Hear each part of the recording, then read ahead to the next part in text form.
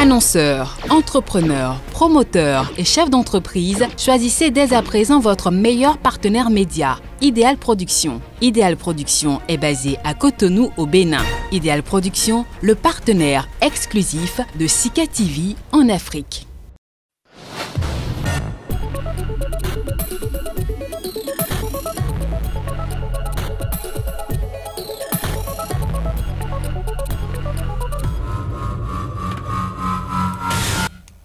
Bonjour à tous et merci de nous rejoindre dans cette rubrique. Les startups représentent un vivier important de création d'emplois et de richesses.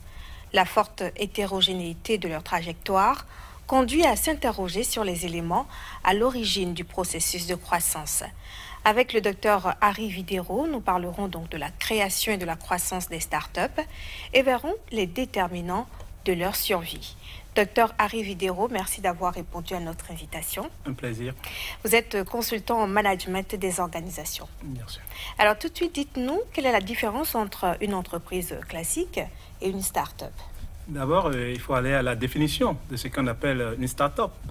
Une start-up, il faut d'abord le schématiser. Il y a plusieurs définitions, mais on va plus se focaliser sur la définition de Steve Blank, qui est l'un des godfathers, l'un des pères de la Silicon Valley, quand on parle de start-up, et qui définit la notion de start-up par une organisation temporelle qui est à la recherche d'un business model. Donc, c'est d'abord le second point, industriable, et que peut rendre après à une croissance exponentielle. C'est pour ça que je viens directement à votre question. Je dis souvent, ce n'est pas la peine de dire je vais créer une start-up, parce que l'idée, c'est de vouloir créer une entreprise. Et en voulant créer une entreprise, c'est la phase de croissance d'une start-up. Donc, c'est de quitter la première phase d'initiation, d'idées à mettre en place, d'hypothèses, et de venir à la phase de croissance qu'on parle d'aller d'une idée, donc d'une start-up, et de venir à une entreprise. Donc, l'entreprise n'est que la suite logique de la start-up. Donc, les startups ne sont pas des entreprises, c'est ça, ou ce sont de petites entreprises? Comme je disais tout à l'heure, c'est une organisation temporelle. C'est d'abord, et on est à la recherche, c'est une phase, au fait, de recherche d'un business model, alors que, en fait, l'entreprise se focalise sur le business model qui est déjà créé et dont on est sûr pour savoir comment est-ce qu'il faut l'optimiser, alors que la start-up est en recherche de savoir, mais quel business model sur lequel je vais pouvoir développer ma base de clientèle, mon produit. Donc, c'est la différence. Qu'est-ce qui explique l'émergence justement des startups et quel est leur impact en matière de croissance?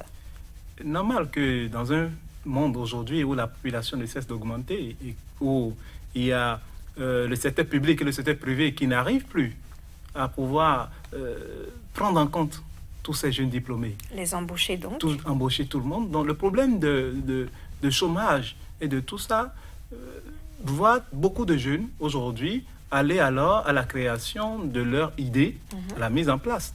Et comme c'est des idées qui sont d'abord à des stades embryonnaires, on peut parler alors de start-up.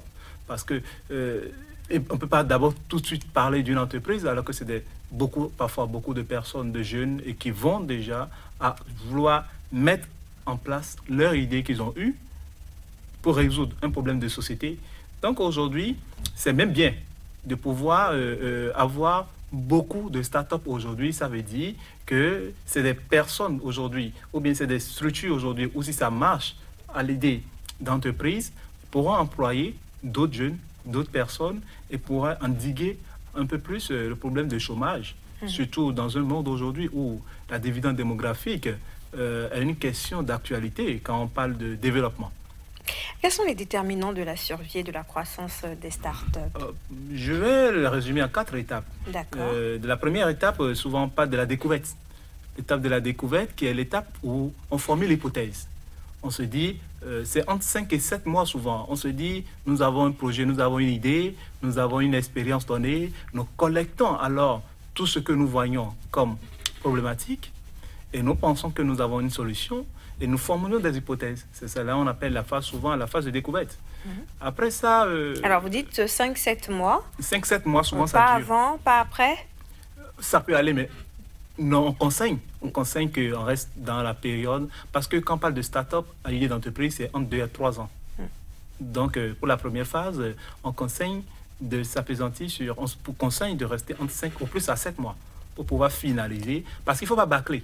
Il ne faut pas se dire parce que j'ai une solution qui répond à une demande sur le terrain, automatiquement penser que je vais déjà commencer dans ma petite chambre, et commencer à dire j'ai tel employé que je me dis c'est fini, j'ai une start-up et je commence à travailler. Non, il faut aller, quand on formuler des hypothèses, il faut aller sur le terrain, il faut aller faire des études qualitatives, des études quantitatives s'il le faut, pour pouvoir être sûr de ce qu'on est en train de vouloir mettre en place. D'accord. Donc ça, c'est la première phase. Et donc, s'il faut suivre réellement ces études, ça va aller rapidement. Ça va même dépasser, au fait. Mais on compte de rester entre 5 et 7 mois. La seconde phase, qui est la phase de validation. Cette phase qui est une phase aussi qui dure souvent entre 7 et 8 mois, qui est une phase qui permet de dire, nous allons à l'étude de marché, au fait. C'est vrai, parce que la première phase, ce n'est juste que des hypothèses. Mais là, nous allons à une étude de marché pour montrer réellement que ce que nous offrons répond à une donnée et que nous voyons déjà la base de clients essentielle pour pouvoir promouvoir nos produits, pour pouvoir vendre nos produits. Ça, c'est la deuxième phase, qui est la phase de validation et qui est essentielle avant de venir à la troisième phase. La troisième phase, qui est la phase d'efficacité. Cette phase qui est une phase où on parle du business model même à mettre en place. Vous avez l'étude de marché qui a été faite, après avoir formulé vos hypothèses. Et après la validation? Après la validation, au niveau de la validation, qui est la troisième phase, vous testez votre business model. Et c'est là il est important d'aller au financement. Et les financements qui sont recommandés, c'est les business angels, parce que ces financements bancaires, c'est difficile, surtout dans notre atmosphère, dans notre environnement, dans notre écosystème, c'est difficile d'aller directement à des financements bancaires et tout, vu que c'est un produit où c'est là où vous êtes en train de tester le business model. Donc, c'est un risque que certaines, on va dire, certaines banques ne voudraient pas prendre. Voilà. Donc, c'est un peu ça. Et la dernière phase, qui est la phase de croissance maintenant. La phase de croissance qui est qu'il y a déjà un business model et que nous voulons mettre de manière exponentielle le produit qui a été créé. Ce produit qui a été créé maintenant, nous voulons le vendre à une grande base de clients. Donc déjà, cette phase de croissance nous permet de quitter alors l'idée embryonnaire, dont on a formulé les hypothèses, pour passer par les étapes d'une start-up, qui est déjà la phase 3. On a un business model, et maintenant à une entreprise déjà, parce que c'est la phase de croissance, c'est la phase où on peut se dire, voilà, c'est ce que je disais tout à l'heure, qu'il n'est pas alors recommandé de dire, je vais créer une start-up, je vais créer une entreprise, et mes étapes me poussent à passer par une start-up avant de venir à une entreprise. Alors, vous parliez de business angels, c'est quoi exactement? Ce ne sont pas des banques, c'est ça? Non, ce sont des mécènes, des philanthropes. Expliquez-nous. En fait, quand on parle de business angels, des financements qui, je vais généraliser ça, qui ne vous permettent, qui profitent à toute personne, parce que ce n'est pas comme les prêts bancaires où nous avons des taux qui sont imposés à ça. C'est peut-être des personnes qui ont approuvé votre projet. Vous allez voir même des méthodes où des startups créent des sites, disent nous avons besoin de financement. Et on passe par le crowdfunding. Voilà, donc c'est des méthodes qui permettent aujourd'hui d'aller plus facilement à des fonds sans avoir des dettes qui puissent être un souci demain et pouvoir pénaliser le développement du produit. Alors, vous n'avez pas parlé des caractéristiques de l'entrepreneur. Peut-être que vous allez aborder ce point lorsqu'on va parler de facteurs qui amènent peut-être aux échecs de certaines startups. Comment est-ce que les politiques publiques peuvent aider justement à l'émergence de ces entreprises, de ces jeunes pousses? D'abord, c'est un grand rôle, c'est de favoriser le développement de l'écosystème.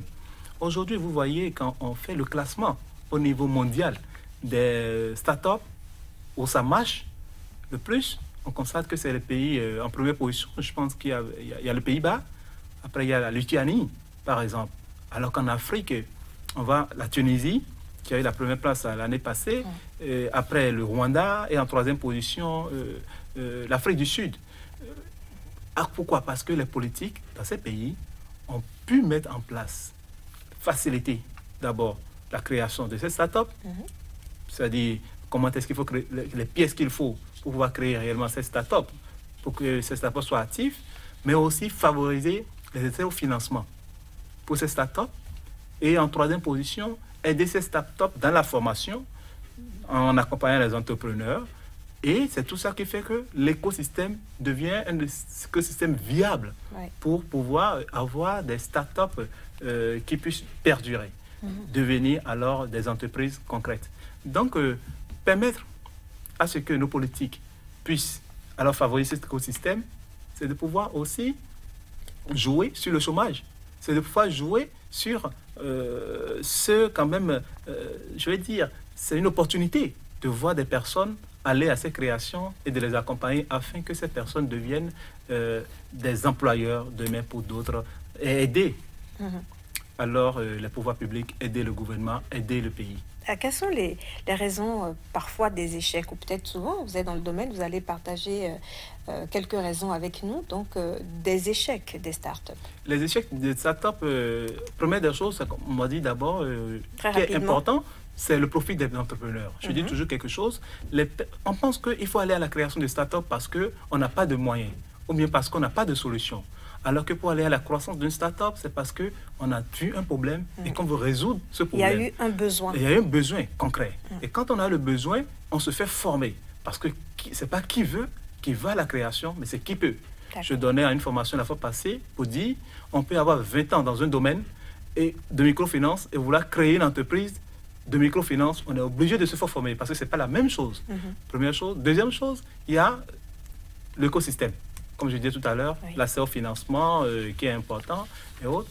Troisième impact, il y a que, surtout dans les pays francophones, on n'est pas habitué déjà à la création d'entreprises. On pense que c'est un risque. On pense que parce qu'on travaille pour l'État, on travaille dans le secteur privé, il y a des garanties. Il y a une assurance. Donc il y a ce problème qu'il faut travailler alors que l'environnement proche, c'est les premiers clients. Et si tes premiers clients deviennent encore des soucis, vous voyez que c'est un peu difficile. Donc je peux dire rapidement que c'est des impacts que je peux dire, que je peux citer rapidement. Alors, en 10 secondes, est-ce que les startups ont un bel avenir en Afrique? Bien sûr, tout dépend, comme je dis, de nos politiques et aussi des personnes qui veulent s'aventurer dans ce secteur. Parce que je dis toujours, c'est pas du tout facile d'entreprendre. Il est plus facile d'aller travailler pour un employeur que d'entreprendre. Donc, quand on s'engage sur cette voie, il faut se dire qu'il y a beaucoup de choses. Il y a la formation, comme je disais tout à l'heure. Il y a beaucoup il y a son temps qu'on met à disponibilité. Il y a le courage qu'il faut développer. Il y a beaucoup la persévérance. Il y a beaucoup de facteurs qu'il faut développer pour aller à l'atteinte de cet objectif. Et comme je dis tout à l'heure, tout dépend aussi de comment est-ce que cet écosystème est aidé.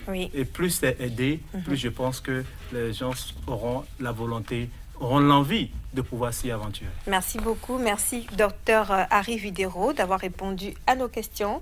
Je rappelle à nos téléspectateurs que vous êtes consultant en management des organisations. Merci à vous de nous avoir suivis. Nos programmes se poursuivent sur SICA TV.